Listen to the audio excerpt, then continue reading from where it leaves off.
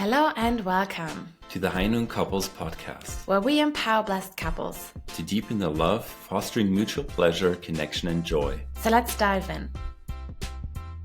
Hello, everyone. Today we're diving into a very honest conversation. We sat down with Andrew and Uyanga Love to hear their story of walking through the darkness of postpartum depression and finding their way back to connection and joy. What makes this conversation so powerful is how raw and real they're talking about the pain, the loneliness, and the moments when giving up felt easier, but also about what it took to hold on, heal, and come out stronger on the other side. Even if you've never faced postpartum depression yourself, there's so much to learn here about patience, about letting go of ego, and about how couples can grow closer together through their hardest seasons. We invite you to listen in, be inspired, and maybe see your own relationship in a new light. This is a story of struggle, faith, and an incredible strength that can emerge when choosing love again and again. So enjoy.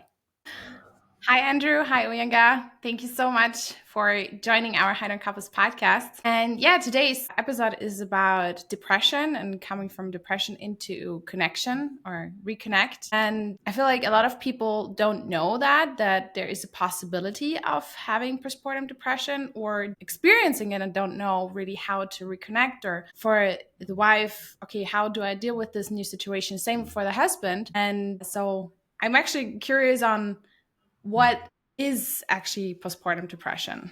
Maybe it's first. Well, we're not doctors, but she can tell you how she experienced postpartum depression. Okay, and we have 3 boys, and then I feel the second boy, which is 16 after he born, and then when he was 6 months, my health, I feel like deeply tired. There's something going on in my body and mind and spirit. And then I feel like, looks like it's okay, but and then feels like something different. And then after third baby, which is, that one is like 2-3 years after, I found out this is the postpartum depression. I basically get to know it. Until that one, even after one more baby, I was struggling that long time. But so what were you experiencing? Like you said, about 6 months after. So I remember the delivery was totally normal, totally healthy. We were in a midwife center. So like a factory, a baby factory. Yeah, it was like a house where you just go to have a baby and then you take off. And so it was all good, right? And then we went home and everything was fine and you were fine. I feel like in Western and Asia, Eastern and Western is two different culture. Western is like just, go to the air conditioned, cold hospital room, and then doctor will give you the cold orange juice right after you give birth. In Asia, that's like you want to kill that person, like parents, if like mom, no down, like you can't take that one. Yeah, like hot stuff, soup, hot tea, and then like lamb soup, like everything is fresh. And then like women, not put their hand in cold water. And after like even hot summer in Mongolia, like put their in ear plug and then wearing the hat like that. And then that means like not get the cold wind, which is your body is really sensitive, like baby body. That's what they say. So just to contextualize, like what happens right after you have a baby is very different from the East to the West. And in the East, and it's different in every country, but like here in Mongolia, yeah, you really see babies. They cover up babies. They have like winter hats, even in the dead of summer. So like they really believe in covering your head as the woman and the baby. And they're like, there's protocol that they wouldn't call protocol. They would call it just customs of things that you're supposed to do and things that you're supposed to eat, like seaweed soup and things like that make you healthy, especially after such an arduous task as having a baby, right? So she didn't follow any of those because I didn't really know them so well and I didn't really respect them so much. I wasn't sensitive to how important it was to her because she wasn't really emphasizing it. She was trying to adapt more to the Western way. but it was actually very counterintuitive, everything to how she's acclimated and oriented. So like the things that she thinks is good and thinks is healthy is what she craves. And she wasn't getting any of that. She was getting all this other stuff. And it threw her off, like in a big way, right? You're really craving soup. Only one person gave you soup, right? Yeah. There's only like one. Who was it? Li Ping? Oh, yeah. Yeah. Like some lady from Taiwan who kind of understood a little bit better, gave her a little bit of soup, but it's like the body of a woman gives. I mean, I feel like I'm mansplaining here. Gives and gives and gives and gives, and if it doesn't get replenished, you're running at a deficit. And that's during pregnancy, but then after delivery, it's like it's really intense. And so she was just in a deficit, and she didn't take care of herself, and I didn't take care of her because I didn't know how. And so we didn't really notice the symptoms of postpartum depression didn't show themselves until months later of her running in a deficit. So if you don't take care of your car for a long enough time, it'll start to show signs that it's breaking down, right? And similarly, her body was like not great, but definitely there were no alarms flashing until you hit that kind of dark spot, whatever you want to call it. And even in Asia, in Mongolia, we believe if like a woman some sort of sickness they have before pregnancy, and then give birth, and then after they take care of that body very well, and then that sickness will heal. You born again, your body will renew everything, and then that baby take that sickness, heal it you. That's what even I grow up heard from many women and aunts and sisters. Yeah, it's really deep actually. It's more than just like things that like psychosomatic that you think that you want. It's actually there's like a deep meaning behind everything that they do after a baby, and we didn't do most of them. I was even remembering when after baby, even third baby born, and then just 1 week after we was hiking in the mountain, Colorado, very small baby, and then people, oh, so cute like that. That's crazy. Yeah, things like showering and all that, it's just very different perspective. And so anyway, I think what led to it was she was just running in a deficit for a long period of time. And then when did you start, like you said, about 6 months, you started to, what did you feel? I just feel like so tired. And then also we was, our three baby born in three different states.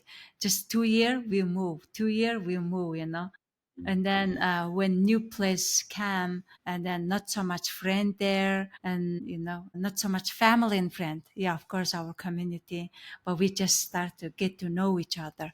And then I just feel like lonely, like I don't have no one to, hey, I feel tired, come and cook for me, or like take care of my baby, or I want to sleep all day, like I can't call anyone do like that. And then Andrew was just the morning go out, and sometimes very late evening come, and I just all day alone at home. And that time even we have not so much money to, I want to eat that one, like not so.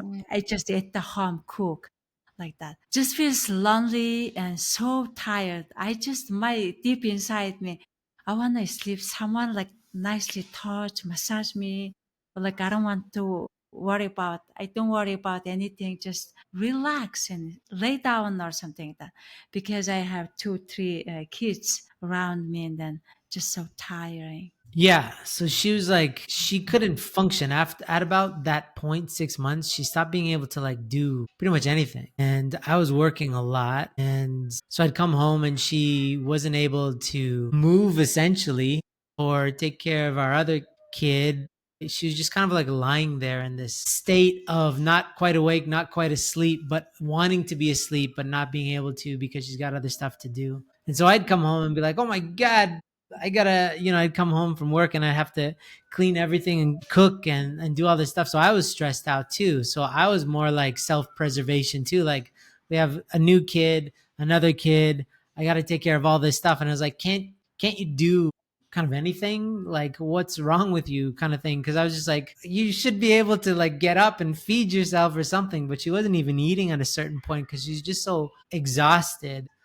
this is an important point, is that I was the pastor of a community at that time, and we were asking a bunch of people for help, and everybody was like, I'd love to, but I'm really busy. All the grandmas who should have been retired were still working, and we're like, is there nobody that can just help? I'm trying to help you guys. Can one of you just help me? And they would come by, but a lot of them would actually come by. And when Uyanga was just like, can you just hug me, or can you just like touch me, or just like massage me? They'd be like, you're not doing a very good job at being a mom right now. Your kids want more of your attention. And they were kind of judging her. And it was kind of mortifying, because at our most desperate, when we needed other people, we didn't have anybody in our life who could just unconditionally love her and serve her, so that she could fill herself back up and then give back to our kids. So she was just still running on empty. Yeah. Yeah, and then that point I was like nighttime every night, still day night breastfeeding, and then every night 3 o'clock wake up, and then not fully nighttime sleep, and then especially not so much eating, not so much sleeping. You become like close to crazy, and then some point I was like feeling one day, the phone battery will be finished, red light on, and then like phone died, no battery died. I just feel like my body wants like, I feel like I'm going to die. Like now I want to like very nice take a shower, like Korean, Jimjilban, sauna. We was in that Maryland, in Virginia, they have a lot of Korean town. And I want to go to there, like sauna, just stay relaxed there. And I asked him, I go to there, and then I have there's a massage, and I get there. I want to really massage, like I was in my back, was like all my muscle tightened up, and then get the massage. And then I go to the 911, go to the hospital. They call the emergency because all my muscle in that time tightened up. I can't breathe. I can't move. And then there was called the emergency, and then ended up the hospital. That was the So we gotta unpack that. She's like, I need to go get a massage. And then the next thing I hear from her is, I'm in the hospital. I was like, what? Right. And she essentially had a panic attack. Her body was so deprived. She was so exhausted physically, mentally, emotionally. And she finally got a chance to rest. But her body, I don't know what happened, but it just started to tense up, and she just got really tight, and she passed out. And that was the point when she started to become very spiritually, like she started to drift off into another universe. And why could that time die? That's possible. And then somehow that spiritual things happen, and then it's a lot of things have happened. wait, so the question was like, what is postpartum depression? And what we're kind of, I guess, doing, just because we're unpacking this as we're remembering it, is doing like the process of like, it was like malnourishment. It was not getting the support of just being able to rest and be you. You went straight from being pregnant to being a 24/7 mom with nobody to support you.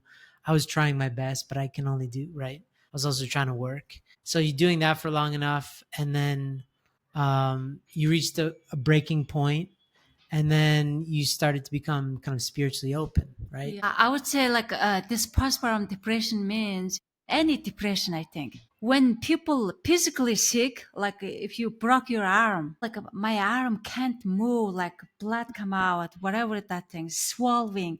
And then you knows it, anybody can see it, knows it. You go to hospital, you are getting so worse, or they will take care of it. And then these things is like, it's very interesting. It's like mental, spiritual.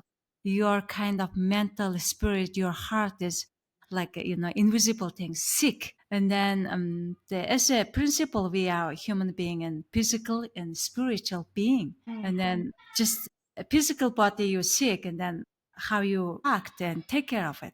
And then once you spiritual things is sick, and then that part is you can't, even you don't know it. Like I can't say this is sickness, I want to take rest, this is why. I can't say like that. Looks, I'm fine, everybody sees me, you looks good. And then I can't explain, like, it's very difficult. For the longest time, she's asking me for help, and I was like what? And she couldn't say what she needed. She just needed help. She needed more of something that she couldn't identify. And it was really difficult because she seemed so desperate. And a lot of times, actually, she was like gasping for air. Like she said, I can't breathe. And I was like, what do you mean? And she's like, I just can't, I don't have like oxygen in me. It's like a feeling of being suffocated by life, or, which is anxiety and all this stuff. So she's just, her body's becoming overwhelmed, and I'm trying to help, and I'm trying to ask people for help, and and then they're all giving me very mixed advice. We're getting very mixed advice that she should go on some meds. She should go to Champyong and liberate demons from her soul, like varying, states of people's I don't know, prognoses. And so we're hearing all this feedback, and I'm just trying to like take care of my wife. But she looks like, when I would look into her eyes, there was a dimming light. And it's hard to quantify something like that, but you look at somebody, but they're not quite there. It's like you're losing them. It's like she looked like she was drowning when I was communicating with her, and she wasn't really responding to like normal things. Like we couldn't have a conversation because she's really just so tired. And she's like, like just this feeling like she's For struggling. example, I remember many evening, he said, why don't you clean the home? And I was like, I want to wash the dishes and I can't do that. Like I was before I did it, and then now I can't wash the dishes. Like, what's wrong with me? Like, and I said, like, I'm not perfect. You do it. And then I'm just like cry like crazy. Yeah. So it started this fight because I was like, can you do anything? And she's like, I'm not perfect. And I'm like, I didn't say perfect. Why are you Can you judging me do or something? can you do anything? Because I'm like, I was doing literally everything. And I was just like, can you do one thing? And she's like, I can't do that. And I was like, why can't you do anything? I don't get it, because she could walk technically, right? She could. That's the weirdest thing, is a lot of people say she's fine, right? Like a lot of the people that came over, but she really wasn't fine. And it's like this amorphous thing, like a cloud that you can't hold on to it. It just kind of floats around. Those Her symptoms were just like, heaviness. She was definitely, you were super heavy, like physically and emotionally heavy. She started after a while to hear voices. Like, she would listen to a podcast, and after she'd be like, oh, this guy told me that I need to go to Fiji for this workshop. And I was like, what do you mean some guy? She's like, like we were talking and he said, yeah, there's like this great business workshop in Fiji. I was like, what are you talking about? And I would, after some conversation, find out she was just listening to a podcast. The guy wasn't like talking to her. She's listening to a podcast. And I was like, and like in a movie, when there's like a big reveal at the end, it's so scary. You feel it in your stomach, like something bad is happening. I was like, oh my God, this is kind of getting out of control, right? And so now that you're totally yourself again, like, did you think that he was talking to you? Like, this is one guy in particular, Mike Dillard, right? You were listening to his podcast. Did you? Well, that's a lot of podcasts. Okay, but did you think that they were talking to you? Yeah, it's like when physical body is really tired, and then spirit is there still existing, and then like it's combining, and then like that this reality is like talking to you, telling to me, or when you tired. That's what I feel like, that, I guess. So it's hard to like tell between what was real and what was just imagined. Yeah. Okay. Sleep. It's so tired. And not so much eating. That time I was like, I couldn't really eat. Yeah, she wasn't. Grounding. That's what one church member was like, bringing the meat and grounding. She wasn't eating a lot. That was another thing. So she was becoming even more malnourished. So like everything was just kind of spiraling. And also for me, is also I feel like I'm fine. And then like, church member people are saying you are spiritually something. And then when I heard that one, that's also hurting me. And I'm okay. Like why I'm like this, or like, get also in reality angry. Like I'm not like that, because it's also like not clear understanding. And then people like, when you are healthy, you are stupid, or like that. So anybody will angry. Why? Like that's what I'm okay. Like why they saying mentally ill, or like I'm crazy, or like that. Because I was like kind of, and then try to hide that things was a struggle thing also.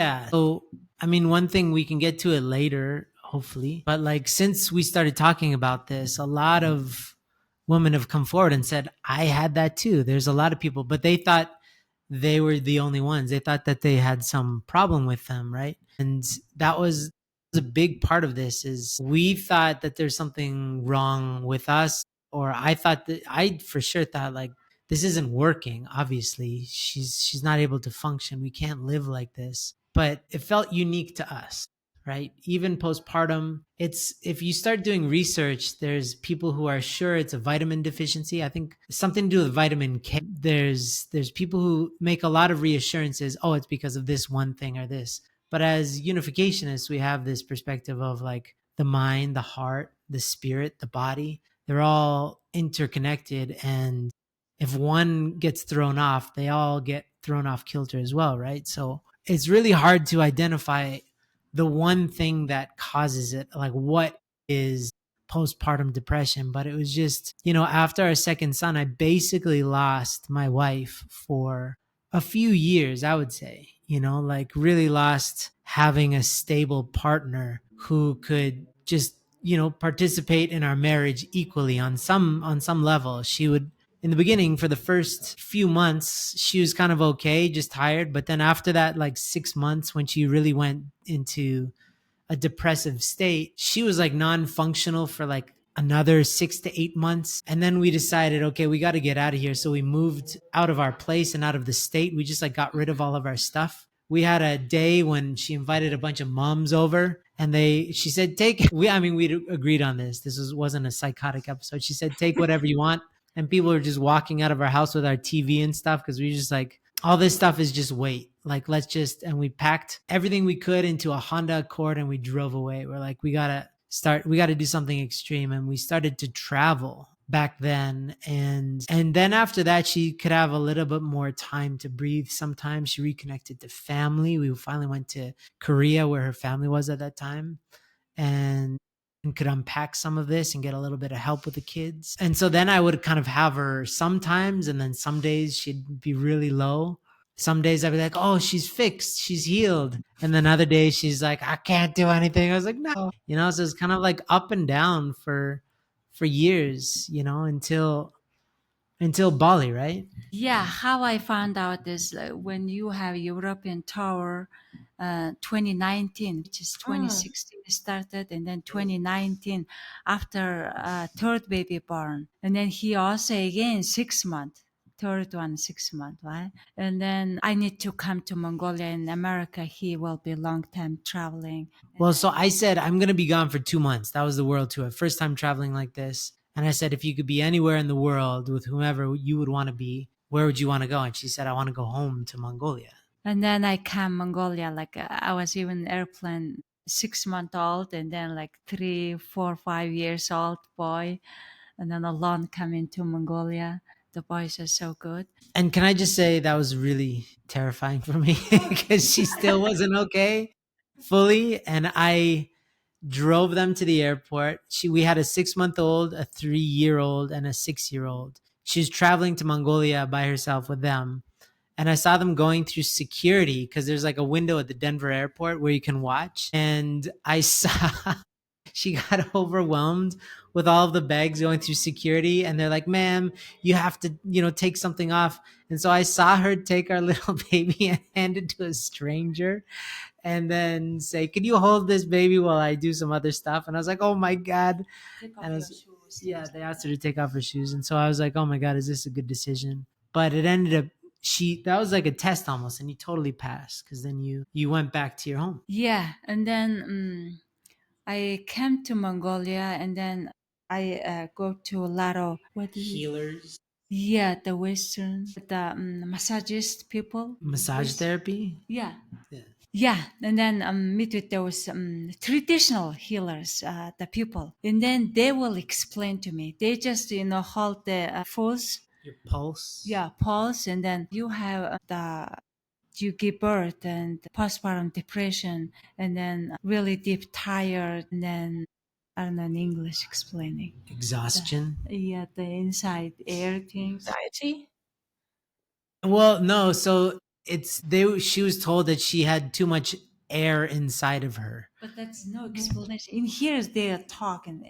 Not only me, it's a lot of Ayurveda that can explain. Okay, it's an Three different kind Ayurvedic of people. concept. Yeah. And then you have Tawan, and then they can, the course of the time going to healing process, you can totally heal it. And then I go through Tawan and getting better, and a bunch of the do meditation. And during that time, I really discover what is the sicknesses. And then that corona closing, what is that thing? COVID. So in Mongolia, she started healing, like going to healers and trying different things like Ayurveda. Just understanding what is my body go through, what is the sick. I understand to that sickness. Before then, like, look, I'm okay, and then but not okay.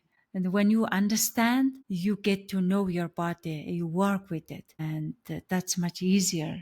Yeah. I mean, that's super important is we didn't have a worldview on what health was back then. And then through looking to heal, we discovered a lot about health and our beliefs kind of really expanded. And so like Ayurveda, Chinese medicine, we met some really great Chinese medicine people. Kind of not no one person had all the answers, but it's kind of like a riddle and people are giving you clues into like what it is that she was dealing with. And then so she was saying that, and then like a year or two later, we ended up in Bali. We were supposed to be there for like 3 weeks, and we were only supposed to be there as a visa run because we were living in Malaysia. And that's exactly when COVID hit and all of our planes got canceled. And we ended up, we wanted to be there for 3 weeks. My dad came to visit for 2 weeks. He ended up staying for 6 or 7 months. We stayed for a year just because we couldn't leave, right? But during that time, we could hire a nanny to help with the kids more. All the houses that we had cleaning people that could like clean up. So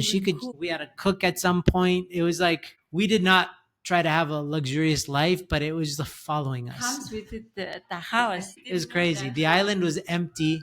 It's like this really big hotbed for Instagram weirdos. But at that time, it was completely empty.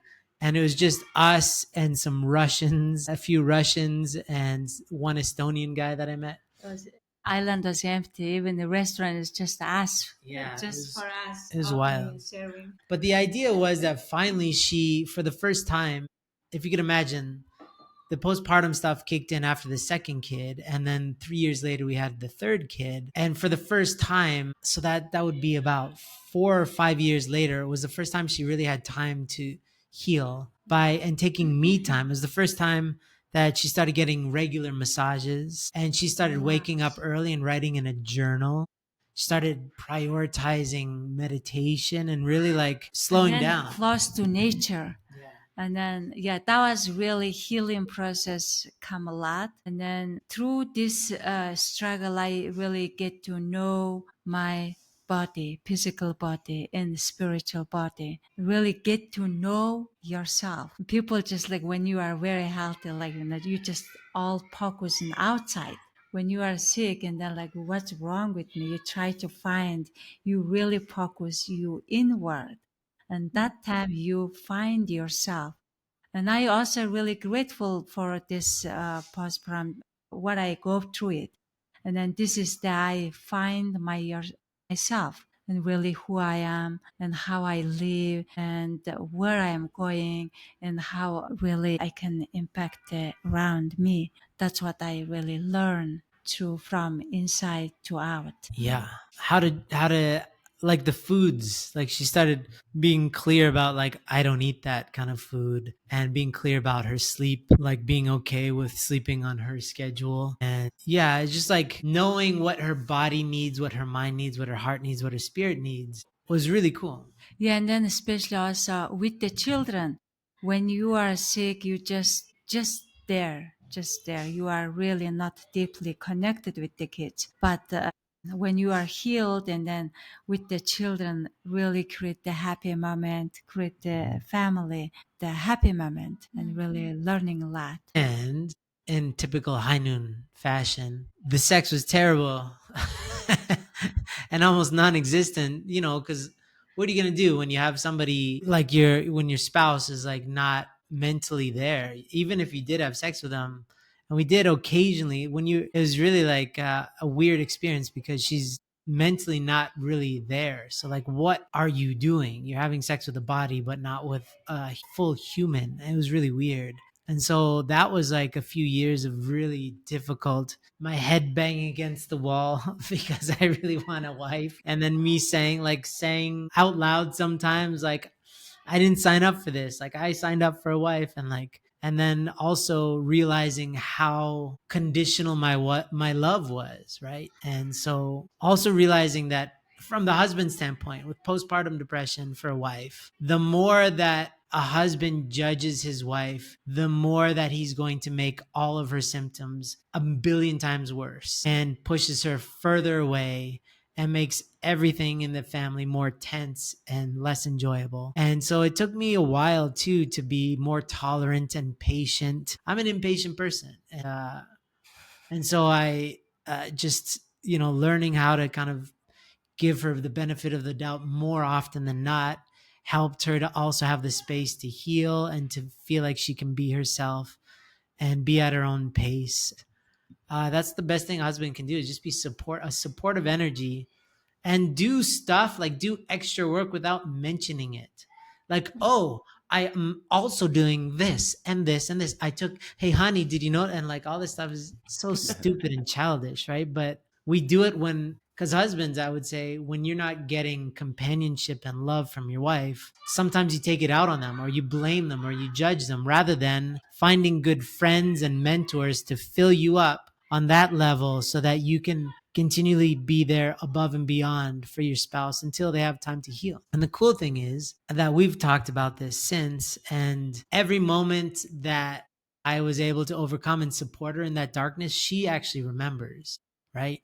Just like in the movies when somebody's talking to their relative who's in a coma, they don't know if they're listening. Same with all those moments when my wife was essentially in a physical, mental coma. I didn't know if any of this was doing anything, right? But she never forgot that. And it's something that I would never want to repeat in my life, but I would never give away. It's actually a treasured part of our marriage that helped us she learned how to take care of herself. I learned how to eventually take care of her better. And it actually defines our marriage so much that whole period of time like helped us to stand up for what's right, stand up for the blessing, because it was not easy. Like, I wanted to give up a billion times. It felt like it was too much. Like, I can't deal with this, but God knew, and it wasn't too much. It was just like pushing me to the very edge constantly of what I was able to do. And it made me more of a man, to be honest. Yeah. For example, physical body very deeply,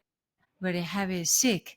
And then that person healed or die, right? And then this is also similar, I think. When I come to Mongolia, we go to a bunch of the massages, people really telling me, you have these things, this sickness. And then one lady was saying to me, one lady gave birth, and there was deep in Mongolian countryside. That was winter time, and then she had the sickness, and then she was like just inside, like so difficult. And then just one night, she called winter, go run out with her pajama or something, and then go deep in the countryside. She died and frozen died. The family found her like that. And then when I was in America, that was news or something like that. One lady, the toddler was walking street alone. The mom is struggling with the mental ill. They was saying like that. And then people not really like understand or like really seriously take these things, or like some the community people we can see when they never recovered and then stay in mental ill 10-20 years. Yeah, we So know a wife who kind of had this but didn't have the healing arc in her story, and she just continued in that dark way, and then she just never bounced back, and she's been suicidal. She's just like, she's a mess. Yeah, she can't take care of her kids. She can't function. And we've met, women of all ages. It's so common, to be honest, but it's so seldom talked about, that so many women have just been suffering alone. It's really crazy. I think it's crazy, especially since we're an international community, how much we could help each other. That's why we love bringing this up, because we brought it up. I brought it up once in a sermon, and then a bunch of women rushed over to Uyanga and said, "Oh my God, should he be saying this kind of stuff about you?" And she's like, "This is the truth. This is what happened, you know." And it's like, it's really sad how many women don't recover. So I feel super honored. Like the Uyanga that I got after all of this is an empowered woman who knows herself and is very confident, and she's like leveled up a millionfold, but she had to go through a really dark place to get there. And so we can't really judge the process, but one thing is that I learned is I could have shaved that down by years if I just stood up earlier and really took this role more seriously of being her protector and just said, "Okay, yeah, I'll figure it all out. I'll take the kids, I'll hire a nanny, I'll work 17 jobs. You just go rest." But I couldn't do that for the longest time because of pride, because of ego, because I'm like, if I'm working 23 hours, you better be working at least 1 hour. It's like, I could be 90% generous, but I couldn't be 100%. I held on to a little bit, and that was my pride. And the moment that I let that go, everything got a lot better for us, you know? Yeah, I'm so grateful because, and sometimes I'm thinking it's every couple is different, character is different. I'm really grateful for God, you know. And during that time, if he was like, you know, doesn't understand, he tried to understand, but someone will be doesn't understand and scold you or like not support you. And even that time, I can just like pass out or like, you know, I can't breathe. That moment, like many that kind of moment. But when I difficulty, I tell to him, and he try to understand and hug me. And later on, I really reflecting. Father, true parents are saying, you know, your spouse is your second savior, and then you save each other. That's God become fully in the spirit world, right? And then, yeah, some point I was like, thank you, God, giving me to him, and At really, some point. thank you. You really, because of you, I live today. But that was really like a life and death. Day and nights we go through it. The reason we left, remember we packed everything into a car, was because I was driving with her and she stopped me when we were driving. We weren't driving far. We were just driving the store or something. And she stopped me and she looked me and she was so serious. And she said, "Do I have to pay you for my time?" And I was like, "What are you talking about?" She's just saying like, "I need you." And I was like, I'm trying to do everything. My feeling was, I'm doing everything for this family, and you're saying I'm not, and I'm not helping you. Like, how could you say that? So, but she was so serious, and she looked me in the eyes with such an intense look. And she's like, basically, "I'm going to die if you don't help me." And I was so shaken to my core. I was like, all right. I wanted to strangle her. Honestly, I wanted to be like, "You crazy. Do you even know how hard I work for you and for all of this?" And then like, that was my ego trying to defend me. But I was just like, I just felt like so scared. I didn't know. So I was like, okay. I just shut up and I was like, okay. And then that's the thing, is like, it was either I listened to her or we don't know what could have happened. She could have easily gotten super sick or gone way over the edge and gone mentally just to another plane of existence. Luckily, every once in a while, God will like show you, give you a warning sign. And if you're listening and if you take it seriously, you can change the fate of your whole family, because that we could have lost her in some way, shape, or form, mentally or just entirely. She could have just physically died or something, right? You never know. And so I felt the seriousness in that moment. And luckily, I caught it. And luckily, I was in a state where I could just kind of abide. And with that, within a short period of time, we just left everything we knew and like started on this journey of traveling. And that's now defined us as a family. I mean, we were recording this from Mongolia, right? This is now like part of the DNA of our family. Is we're not running from anywhere or anything, but we move constantly as a symbol of like the impermanence of life and just a celebration. And so that was just like, okay, we are physically, mentally, everything, we're stuck. Let's move. And so we moved. Let's get things like True Mother talks about, pure water flows. That got our life flowing again. We didn't know it. All the healing happened outside in different countries that we had no intention of going to, but we were just following some instinct. And we didn't know, but we were following like the healing of her and the healing of us and our kids and becoming a more congealed entity. So it was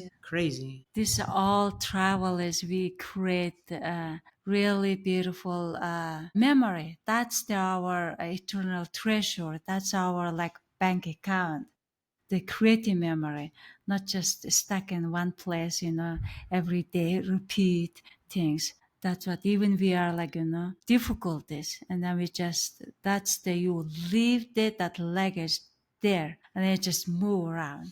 That's how nature, God works, I think. And then every step of that things is always God there works. That's what I feel like. Wow, this is such a blessing. So joy and happiness. And then we getting, spiritually, externally and internally and richer. And our like life experience and our memory, everything is so fully rich and feels like we owning the world, like all around the world, like free, no attachment. We're free No ranged regret. humans. Yeah. It's like free move around. That was the blessing. Amazing. Yeah. It was just something we realized it's different for every couple, right? Because if everybody lived like us, there would be no stores, there'd be no grocery stores because people are moving all the time. Society needs normal people. But it was just, this is not a comment on how people live more than for our family and that seriousness. For other people, maybe they travel too much and the seriousness is you got to lay down some roots or whatever. For us, it was like, you are stuck. You have to move. And so we did. We listened to that calling and it helped, right? Because the healers that we found along the way, we have healers all over that we visit a lot. I'm going to get cupped tonight, that back cupping and a massage from our neighbor, her friend. She got it a couple nights ago. We have a Chinese medicine guy named Dr. Daniel in Denver. We have like a consortium of people that just we've picked up like treasures, people that we know. Vin in Vietnam, this wonderful guy. Anyway, it's just God will send you the people, but they're there. You just have to look for them. And for us, I think a lot of people, it's like maybe, a few miles away. For us, it's on the other side of the world. We had to kind of go a little bit further to find these people, but they were all people that helped us understand like what we're going through as a couple. So in terms of her postpartum, a lot of it was just physical, honestly, physical exhaustion mixed with just an acute loneliness she just wanted a mom, right? That's one thing all she wanted was to be held by a woman like a mother who loves them unconditionally, who she can cry her eyes and out like just bawl tears and just be a child in front of, fully a child, just be a baby if she needs to. She was yearning for that. But every mother figure that most of them would kind of keep her at and be like, you're acting weird or you should be taking care of your kids. Some would kind of hug her and say they're there, but not like a real daughter. And that's really so much of what she needed too, right? So, we figured all this out kind of in hindsight. But I would say, for every woman, it's going to be different. For every couple, it's going to be different. The cause of and the cure for the postpartum, just like anything. There's no like one type of sickness. Like every sickness has variations and customizations. Yeah, and then I also learned give birth. We really need to take care. And then when we was in Colorado, a bunch of our community young moms just give birth. And then I love to go to their home and make the food and Mongolian dumpling. I was visiting their home, making dumpling, give it to them. That was my learning, If I didn't go to easy way process, I will never they have their family, they can take care. Like I will think that way. And I just who gave birth and I asked, can I visit you? I want to cook for you Mongolian food and then go to like that. That was learning. You know what I just realized is you guys asked us one question and we spoke for almost an hour. it was always like we are listening to a podcast rather than we do one. But it was so, on one side, a little heartbreaking that you had to go through that, but the other side, I so often see also either in our story or also with other couples or individuals that this hardship or this difficulties that, especially if there's someone else or there's a possibility to shift, that it creates something more beautiful, and to that oneself or you two, for example, come out stronger and more connected and healthier in your body and your spirit and in your relationship, and happier or with more purpose. And so this is something I've learned also with us, that when we go through hardship, it is really difficult, it's really hard, and it's challenging. But on the other side, I also see how we both, for example, for us, we grow as a couple, as an individual, and to learn to rely on each other differently and more.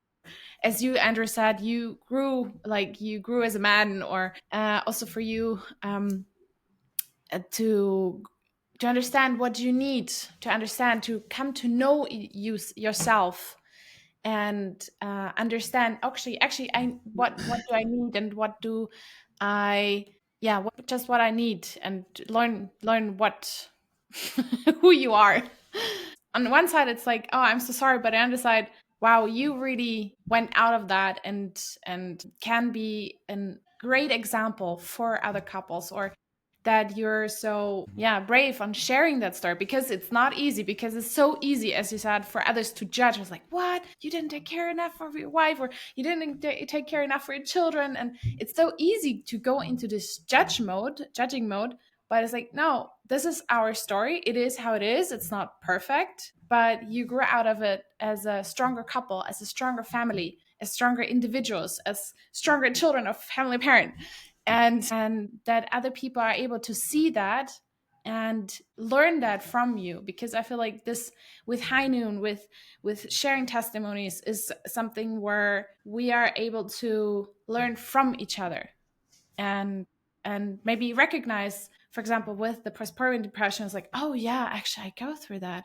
And maybe, as you said, Andrew, is if you're not able to receive that what you need from your wife, then find it with a brotherhood, find a mentor where you can get the support from. And so I can fill myself up. That is something that Benji also talked in the last podcast, is finding something outside the couple to fill you up, you are able to give more in the couple as well, so that you're not so codependent from each other, and then supporting each other in that way as well. So yeah, that was really beautiful to see that from you. Mhm. Do you want to add something? Yeah, thank you guys for your honesty. I think it helped so many people. And for me, I've heard of the term postpartum depression, but I had no concept of how much it could impact a woman and, of course, a couple and a family. I was wondering, you guys, we had some questions prepared and you guys just went through them, which was great. I was wondering how specifically got your parents the concept of doing conditions, how that, helped you perhaps in your life in that stage, or maybe it took a side role because you were more involved with like actually living life and organizing everything. Like I was, wondering how your spirituality was impacted by that. Yeah, I feel like true.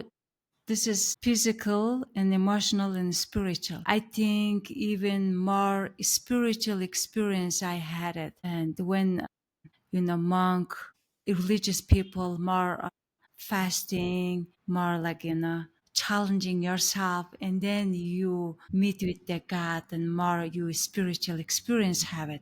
And that time exactly I had that one, and that spiritual experience makes me more really deep to God and to parents. And yeah, the one She experience. was basically in spirit world half the time anyway, it seemed like.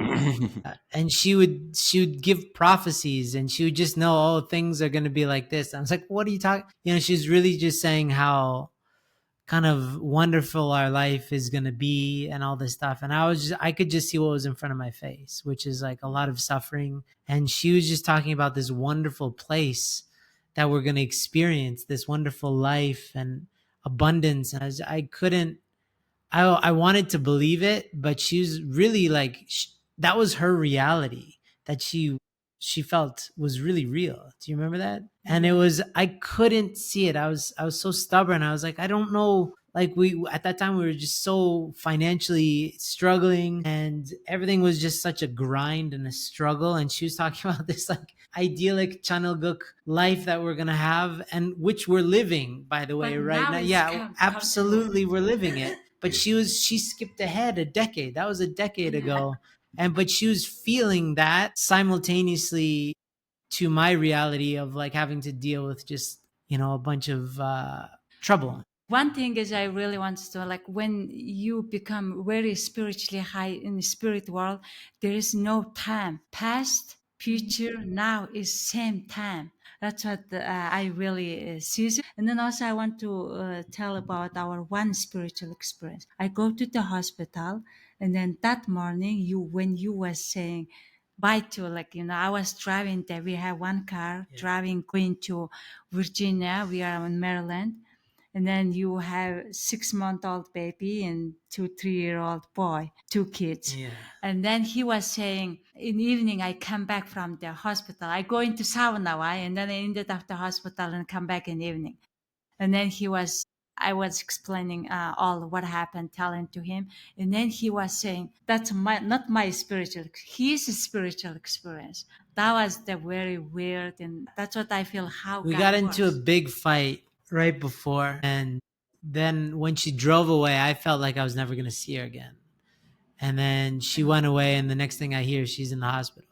And then he said that when I left, he said that day, all day in his head, his thought was like, I am the single father. I will never see her again. And then how I can raise this to the little baby. That's all day he was thinking about. And then I almost died and come back. Then which just means that's like, the old me died. That was really like, I can't breathe and I was struggling. And then my final thought was like, okay, I'm going to die like this. Okay, like I remember in True Father's word, God, I am in your hand. True Father said, or when you are, the dying moment is very important. How great life you live. And then that moment, you just think about yourself. That's it and took it. And then when you are give that the final moment, like Jesus, the left hand side guy, he's bad guy, but he said, this is the God's son. The last moment was right. He's changed it. And then I was thinking about, true Father, you are in the spirit world. I am in your hand. Like I can't breathe. Like, and then that time I was really had the spiritual experience, which is I am born again, come back really. Since then I really see it and feels it and spiritually very different. And then that's not only me. And then he was thinking before that things happen, he was thinking that way. That means I knew you, I come to you. Yeah. And around that time, True Mother was coming. We met her in a hotel room because I was the pastor there, and she was there for, it was like the 40th anniversary of the monument, the Washington Monument rally. And so she was coming for a bunch of stuff. We got to meet her, and then she was just like connecting just to a different kind of train of thought and stuff. And she was just really spiritually open at that time. So for her, she was up there, and that's how she I don't know how to explain it, but for me, I was on the ground. I was a pastor, but I was being the more practical one at that time. But my faith came in more because of the blessing, and we had this argument one time in particular, I remember it, saying very clearly that if this was just up to me and my feelings and just marriage and my commitment, then we would be done. I would have nothing more to give. I feel like I've given everything to you and to this marriage, and I don't think it's working. I think it's done. But the blessing is more than that. It's not up to me, and it wasn't my commitment to you. It was my commitment to the blessing, your family, your father who's in heaven, all sorts of stuff. So it's not up to me. So in those moments where I was on empty and I was done, it was my faith in the blessing that reminded me that this is more than just about me or her or my feelings towards this thing. It's about heaven and earth. And she kept on saying too, this idea that like we're Adam and Eve. And I'm like, yes, I get that. Everybody's Adam. No, she's like, no, you're Adam and I'm Eve. Like we are Adam and Eve. I was like, all right, okay. But she would say it in such a serious way that I'm like, oh my God, it's true. Like if we just make the same mistakes, if we fall into selfishness, if I, do anything. I was working for High Noon, from really that point on. It's like if I do anything in terms of like masturbation or porn or anything like that as a form of escapism, then this whole thing falls apart. So it's like my faith that kept my head on I'm more than this problem right now. God is calling me to become greater than this problem. And so it was our faith. It was definitely when she became spiritually open, she really was hanging out with true parents a lot throughout the day. But for me, on a practical note, it's just like it's what saved our blessing is our belief in the blessing, because it was unwavering. It was never a question really for her, and for me, it was never a question of like, is this gonna work? It's like, as hard as it got, we were never gonna quit, right? That's beautiful. That's, yeah, like this ultimate commitment too. And I definitely see that also with us, that this ultimate commitment, never questioning it, is makes such a difference, because I was in a relationship before that, and like even knowing that I'm a second gen, and there was always this question, like, yeah, is that gonna work out or something like that? But no, it's unwavering.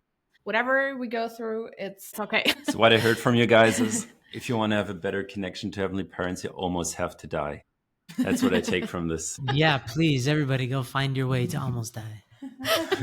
Yeah. It's not hard.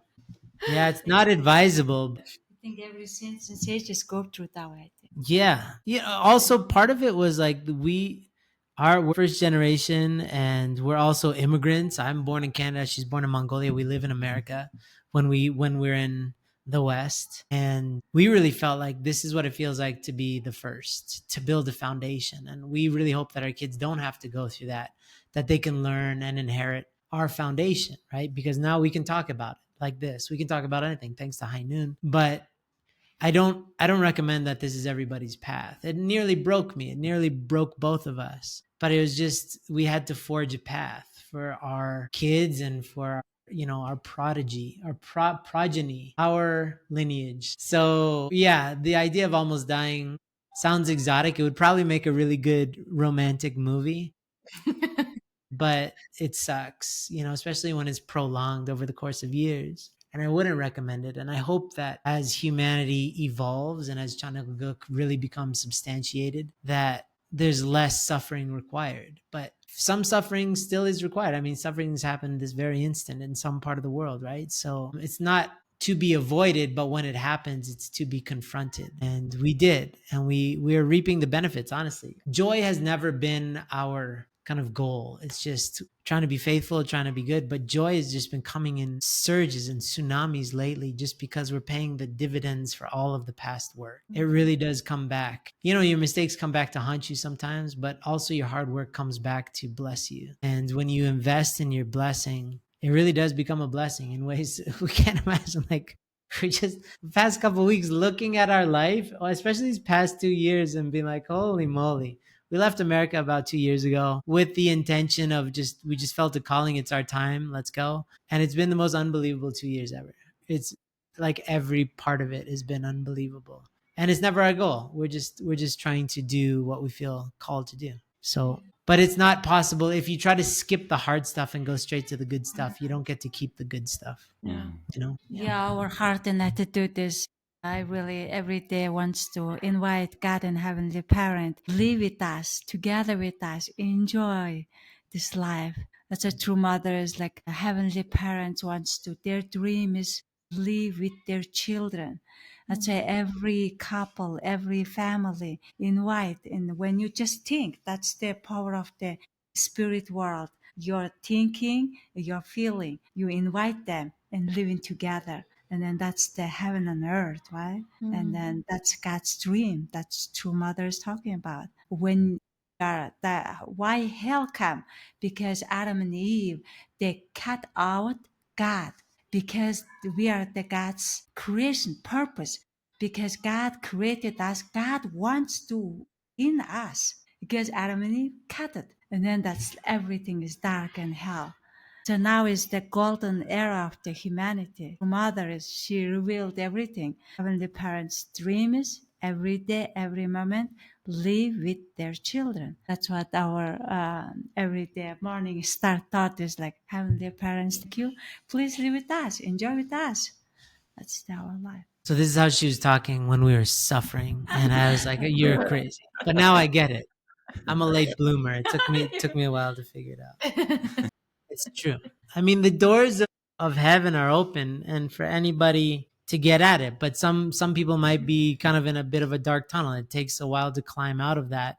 It's not that heaven isn't there. It's just either you've inherited some difficult stuff from your family or yourself. And in your marriage, if there's depression, it's like it's not the end of the world. It's everything is like about balance. And she was just really out of balance, and it really threw our marriage out of balance. And then we've been working to reestablish balance, and that's like through balancing her mind. Both of us have gotten really deep into meditation, really learning about health for us. Like, what does health mean for us? Eating right, sleeping right. We have property out here. Like, we are just in nature in the past weekend because we sleep so deeply. When we sleep on the ground, we sleep on we have a tent and we sleep on the ground, like on the grass. Grass is there, a lot of tree, pine tree. Our kids sleep in so late. It's like, it's a part of a cocktail of balancing yourself out. And yeah, it seems like any couple that's fighting, it's because there's a lack of balance. There's a lack of balance emotionally, where there's, I don't know, people withholding or judging or whatever, and then you find a balance. There's like, you find this equilibrium and things flow. Yeah, I can definitely relate with this imbalance, that when also with us, when one of us, or especially both of us, when there's an imbalance or a disconnection with ourselves, then it's much easier to have an argument, to have a fight, to not seeing each other and also not seeing oneself, and then learning to come to this point, oh, actually, what's going on? How do I actually feel? How do you feel? And what's going on? And then finding a way either together or by oneself to reconnect and rebalance. And then it's like, oh, it's not that bad. Yeah. And if somebody's falling, like, there's a difference between, like, if you're out of balance because you're stressed out and then you bring that to your spouse, that's obviously going to throw everything out of balance. But if somebody's out of balance because they have some sort of depression or something, then it's really, if you are a partnership, then it's the other person's job to help you stay in balance by doing extra and not calculating how much extra effort you're putting into it, but just joyfully filling in the gaps. So if that means that the person needs more naps, let them have more naps, and then you do other stuff. It's like, it's stuff that your ego refuses to do. That's why you got to choke out your ego, get in a nice headlock and say, this isn't about you, buddy. It's about the marriage, right? This is so much bigger than us. So that helps. If one person is not able to contribute to the balance, then the other person needs to fill in for that balance. And then if they need help, then they need to rely on other people, etc., etc. Because I heard that, like, not so long ago, just a few hundreds of years ago, in our natural state, when we lived in communities, a child would be held on average by 7 different women, especially in their village, per day, which means that there is always an aunt or a grandma or something to hold kids. And that's the sign of a healthy community. And we just don't have that. So the idea that we would have a baby by ourselves is just a symptom of a broken society, right? That we're so fragmented and fractured. And so the society's out of balance, which is why people are craving community so much. So, like, investing in your community really helps. Last time we lived in Colorado, we were at the church like 6 or 7 days a week doing something, right? And we always, if anybody asks us, just try to say yes. Why? Because that community is something you invest in, and then they invest in you. It's that give and take that can save your marriage too, right? When your couple's out of balance, hey, we need to go on a date. We need to catch up and rebalance. Can somebody babysit? Like, if you're investing in your community, there'll be people happy to babysit for you. Yeah. Yeah, it's all about balance. To wrap things up, thank you so much. Do you have one tip for someone struggling with depression or postpartum depression? If they're still in that dark place, what is like one important tip you could give them? to start to get out of that Yeah. state. Do you have anything? Yeah, I feel the other person, the family. When I was come to Mongolia, that massage therapist, they knows this sickness. They was explaining this is the kind of sickness, the emotional sickness. And then most difficult thing is make your family so go crazy, difficult. You look like okay, and then why you like this? And your family is so difficult. Live with that person, and then which is that family can just no judgment. When judge, more get worse. And then no judgment, just accepting and try to loving and taking care of it. That's make things better for the family. And then the person itself is really just relax and more work on yourself. Like, because when I was more sensitive, difficult to take things is like other people, are you crazy, like she's mentally ill, like go to that things, and then that time you more try to hide and more you become like normal person.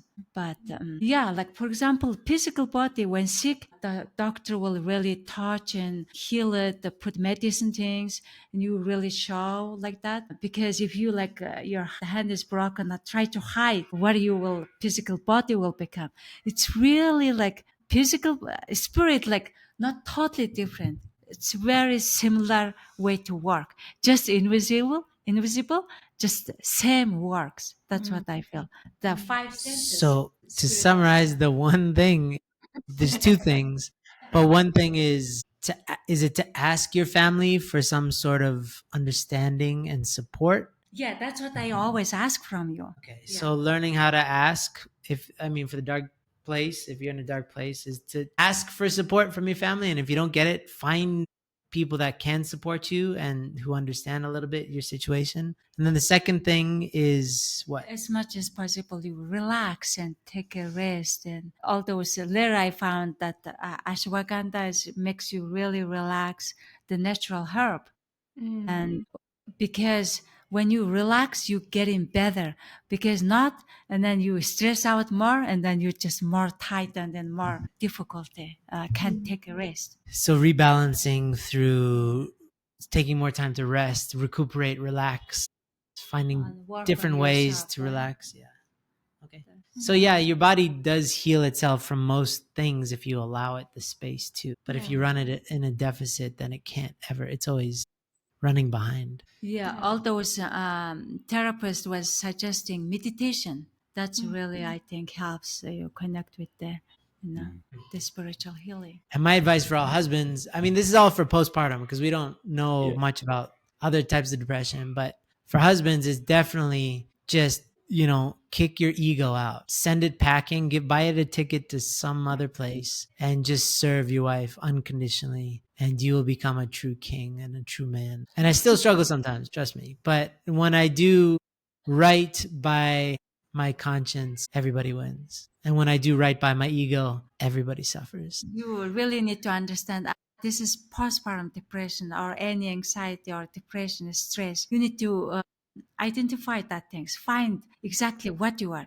because without knowing that things, like what is it, what's wrong with you, like and then Yeah. can't explain. Yeah, so I have these things, I need to work on it. You need to find out, because I don't know it. And I will like the second baby born I had started, and then after third baby born I find out this is I had it, and that was long time. But they also go through a lot. Yeah. Thank you Yeah. so much. Thank And you, this is Sue. so many good tips and also ways on finding a good way on how to deal with oneself, and then also, as you said, Yanga, with understanding what's actually going on, where maybe not necessarily where it comes from, but definitely what it is, and then finding different ways. Either I'm very connected to Changpyeong and Chombo Providence. So for me, it's like also visual prayer. I feel like it's really helpful for me in different ways. But also I also really like traditional Chinese medicine, where I feel like this helps me also in a lot of different ways. Or you said also ashwagandha. Like I know that from my mom, she has been in this area in this realm a lot, and yeah, physical touch, this massages, and yeah, finding the way to understand and knowing, and then that kind of helps to figure out what to do next. Because if I also feel like in a lot of cases that if I don't know what's going on, how do I know how to go past that, right? Yeah. Yeah. So, yeah, thank you so much for your time. Thank you so much for your braveness and for your sharing and for your openness, and that you've been willing to share that story and being able to help other couples with that, individuals and mothers in that way. So, and fathers. Okay. Yeah. Thank you so much. Thank you so much, guys. Thank you so much. Bye.